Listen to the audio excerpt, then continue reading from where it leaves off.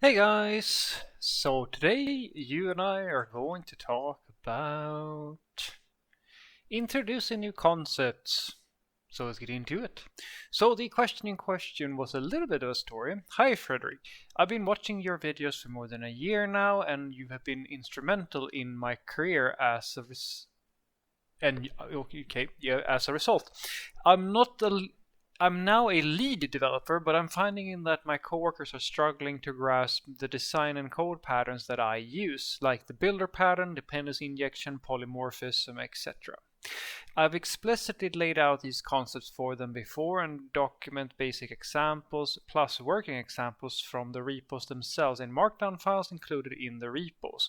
But the team still comes to me with questions, which usually ends in me giving a 1 hour presentation with an overview, basic examples, and live examples from the repo, plus a demo anyways, and most of the team doesn't pay attention either way.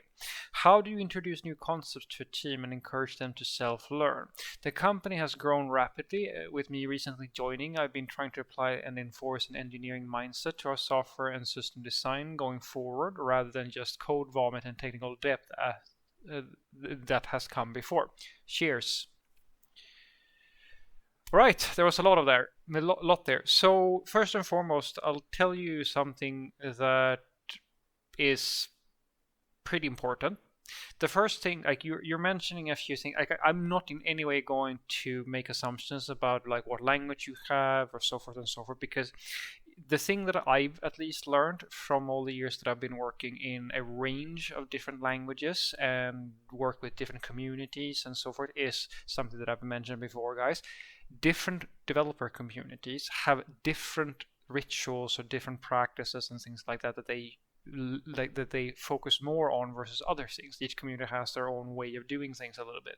So, for example, if you were to tell me that you're using dependency injection and polymorphism and the builder pattern in something like, say, JavaScript, I could understand that that is not something necessarily that the developers in the JavaScript ecosystem would know about, and to some degree maybe in Python or things such as in Ruby or well, I'm not going to say PHP because object-oriented programming has been a thing in PHP for a while now, but I hope that you sort of see what I'm going for. But on the other hand, if you were to say to me that you had, for example, since you're mentioning polymorphism, if that was a concept that was hard for your coworkers to understand, if they're, say, C Sharp or Java developers, that would be really weird, because it's a very fundamental part to understand in order to do effective work at a professional level within those two languages at the very least.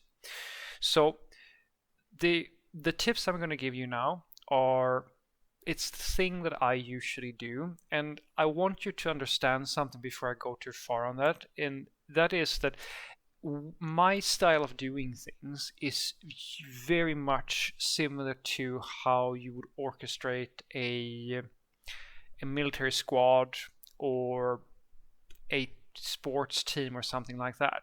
And the reason why I want to mention that first and foremost is because I fundamentally believe that when you are dealing with any situation, it doesn't matter what it is. It doesn't matter if it's sports, the military, it's on work, doesn't matter what it is. As soon as it's a team activity with a goal of some sort, there are certain things that needs to be in place in order for that to work. There are certain things that the leader of the group has to provide, and then there are certain requirements that the leader and the other teammates have to be able to put as expectations on each other.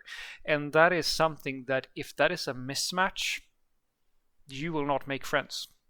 I promise you, you will not. And the tips I'm going to give you is, I warn you that if you do things the way I do them, you will get results. That much I can promise you, but you will not necessarily make friends, and you have to be damn sure that you know how to play like the office politics, and you know how to build a good relationship with your manager and things like that. Because guys, I have so many stories where I've done the thing I'm going to tell you about, and what happens is that all the people, like the people who are usually affected by it, come, like, I get a tap from on the shoulder from my manager saying, "Oh, everybody hates you, Frederick," and I go, "Yeah, because I asked them to start doing things. That's why they hate me." and that's where the battle becomes. Because if you have people, as you were saying, so if you have a bunch of people who are, let's say that they are trying really hard, or let's say that like they're really going in for it, and you have for some reason created a situation where they can't adapt to the situation, and let's say that you have been a little bit too clever for comfort, created something really sophisticated or stuff like that. We're going to talk about the 4 things that you should do, but if that is the case, then you have caused a problem. But on the other hand, if what you are putting in place are like very reasonable expectations, and they still can't meet those expectations, it's like a sports team. Then they're playing in the wrong team. They can't be in that team because they can't meet the basics of the basic expectations. And then you mentioned another thing which is very key. When they do get training from you, they, according to you now, show a lack of interest, which is another thing, which is I've said that to many managers. I can teach anybody how to write software in accordance with what the company that I work for wants how they want things to work. But I cannot force people to learn something. I can't force them to be engaged and show interest. Again, like sports, I can be there on the field with you, and I can hold the training session and tell you what to do and all that stuff. But if you don't even show up to practice, then I can't do anything. Unless I have some, like I put a gun to your head or something like that, right? And that's not really in the cards, right? So that's why I want you to be very aware of that. Before you do these things, make sure that you have a really good discussion with your manager, because the key thing that you have to understand is that what you think the coworkers that you work with your team and so forth, if you think that they are underperforming or things are not going well or things like that and so forth, have a talk with your customer. Because I see it all the time, and this is something that I learned again the hard way, and today I do it exactly this way. I always go and I talk to my stakeholders when they talk to me about joining a new team or so forth, and I ask them, how do you feel about the team? How do you feel about the results that we are producing? And then I try to really listen and try to figure out, are there any problems right now? Like, do people feel like a classic one is bugs? So let's say that I see that there are no tests in the code base, and I feel like, yeah, that's probably something we should do. If I talk to my manager and he or she just goes, yeah, everything's pretty good, like there are no problems and so forth, then I don't really have a leg to stand on. I can't really make a strong argument for introducing testing because they don't perceive that as being a problem. So it's, to make an analogy, if you're building cars, you have to figure out if the customer wants you to build a Ferrari or if they're fine with you building like a little sleepy old car that doesn't, like, just a basic consumer car vehicle sort of thing, right? That's the thing that is important here, because all your fancy patterns and stuff like that, they don't matter more than the end result. So even if you are super talented and you know everything, and then you feel that everybody else around you, they don't really perform all that well, if they are meeting the expectations, then you don't have to force things to be better. You can suggest things and so forth, but the time I usually say when you want to be a little bit more forceful is when they are not meeting those expectations. So here are the ways that I do it. First and foremost, make sure that the code is as simple as you can make it. That's a tricky one. That's gonna, like, if you can learn how to write really simple software, structure things and work processes, stuff that you've been talking about, that's a very good start. Start with that first and foremost, because you have to create the conditions where anybody, regardless of skill level, will have, you need to make it as easy as possible for people to contribute, because that's something for you as a leader to take a really big responsibility of, because basically people like the whole product depends on that everybody can contribute. So making it unnecessarily complicated and like staying away from stuff like that is really, really important. That's something you should, as a tech lead, always look out for. Anything you can do to simplify the work process, anything that you can do for like shipping more securely and faster and stuff like that, is a good investment for you. Number 2, which you already talked about, provide guides and tutorials or stuff. Like, let's say that you have a bunch of juniors, or you have some mid-levels who are a little bit sleepy and so forth, and I do this all the time as well, guys. I have people who have, like, especially in the front end, holy shit, I have so many front-end developers who have never done testing in the whole life, during the whole career. And so you give them some learning materials, and you tell them the thing that you try to do as much as possible, at least what I try to do. You try to be supportive, and if they get really stuck, you might help them out with it, and then you try to tell them in the nicest way possible, you will need to be able to learn this stuff.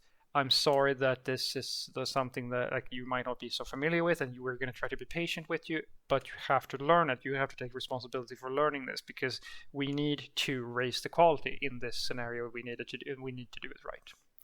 Third, make sure that you encourage collaboration between the different developers, because basically the fundamental issues that you are right now, which I argue you should not do that, you are taking full responsibility for like making sure that everybody else has the necessary education that they need in order to do the job. That's very noble of you, but it's fundamentally something you have to understand is not necessarily your responsibility to the extent that you should burden yourself to a point where you basically absolve everybody else from their own personal responsibility. In my little example here with the front-end testing, as like I always try to provide support to the developers who have a really hard time and so forth. But if I see that they continuously fail over and over, and like they show no, as I said, if they're not showing engagement, if they're not doing those sorts of things, I will be a little bit stricter with them. This is where the sports thing comes in, where like if I can't encourage them to do a really great job in the team or on the field or whatever, I'm going to have to be a little bit stricter. And then I tell them that you're going to have to start doing some work. I mean, I'm not saying that you have to do work outside of work or whatever. Like, it's up to you to meet these expectations. I will try to my best to help you, but it is not, as I've said this many times, it is not my fault that you have skipped learning things that are fundamental in order to be in this specific workplace, or that you are not used to that. That's okay. We understand that there's going to be an adjustment when somebody's new, but there is a break point where you finally just say, okay, you can't meet these expectations, so now we're going to have a tougher conversation. And that is the last thing. If you have provided all these things, you have done everything that you can do as a leader. You have tried to make sure that the coding is as easy as it can be. You've made sure that if there's any like questions, there's guides or stuff like that that they can look for if they aren't sure about things and so forth. You've encouraged them to collaborate with each other so that they can learn, as long as they are taking responsibility for, like, they actually engage and try. All these things are there. And if they still don't do these things by themselves, you feel like they're apathetic to these things, or they're not really into it, or I mean, in some cases they might not even, that this may not be enough, then you have to report it to the manager, and then you allow the manager to take the decision whether or not you have done enough, or like there's more we can do and so forth, or as I said, like that, or it's going to be a stick situation where the worst case scenario they get fired. Because sadly, guys, even if you're trying to be the nicest, best tech leader, it doesn't matter what it is, you cannot always win everybody over and get the results you want by just providing more and more support and so forth, because some people do not respond very well to that. And at some point you're going to have to start asking that question. Okay, so how far are we willing to provide support to a person before we say, okay, we can't give you more than this? So what I want you to take away from this is that 4 things. If you want to make a change in a team or whatever, if you want to coach people to like reach a higher level of development, number 1, make sure that the code is at the simplest level that you can make it, because you want to have fertile ground for good work, regardless of if the person doing the work is a junior, a senior, or a mid-level. Like, doesn't matter. Like, the best thing for you is if the code is so simple that anybody of any skill level can work on it, regardless of if they work for 1 year or 10 years or 20 years or something like that. That's number 1. Number 2 is make sure that if there are any they are uncertain, especially when you're a leader, where you should keep a little bit of an eye out for what people are struggling with, what they're pretty good at and so forth, so that you can build a strong team. Make sure that they have the necessary resources and tips. If you have good tutorials, or other people know tutorials or stuff like that, send them that information. Make sure that they have it. And if you have some examples, you do some workshops, absolutely go for that. Make sure that you have given them that support. And then make sure that they understand that they might need to collaborate, and then because the collaboration is going to be necessary for them for some tasks. They won't be able to lone wolf everything, which some people try, and that usually doesn't work, depending on person, of course. Those are the 3 prerequisites that you should put in place as a good leader of the team. And when you have done that to the best of your abilities, then the stick comes in. Because if those things do not help, at some point you're going to have to ask yourself the question, is this individual not engaging? Is that the problem? Or is it that they lack the talent or skill or their experience? Doesn't matter what it is. They are not meeting the expectations. And now what I tell you is communicate that to the manager. that they are not meeting the expectations, and then you have to have a conversation about your expectations. Are those the expectations that we should be putting on people, or is it the customer? Because if you are unhappy, then you have the problem. But assuming now that the customer is happy, because if the customer is unhappy, then it's definitely something that the manager should care about. And that's something you have to be a little bit honest with yourself. Sometimes you are unhappy, but everybody else is happy. And then you probably are the one who might have to ask yourself, is your opinion the most important one? Like, what's going on there? Do a little bit of soul searching. But if they're not meeting the expectations of the company or like their manager and stuff like that, then it is them who have to start to step up, because we can only provide support to a certain point before it becomes more of a question of this person may not be able to meet these expectations, or maybe they don't care enough to try to raise themselves up, or so forth and so forth. There can be a lot of stuff going on there, but that's the last thing. Three things is about carrot.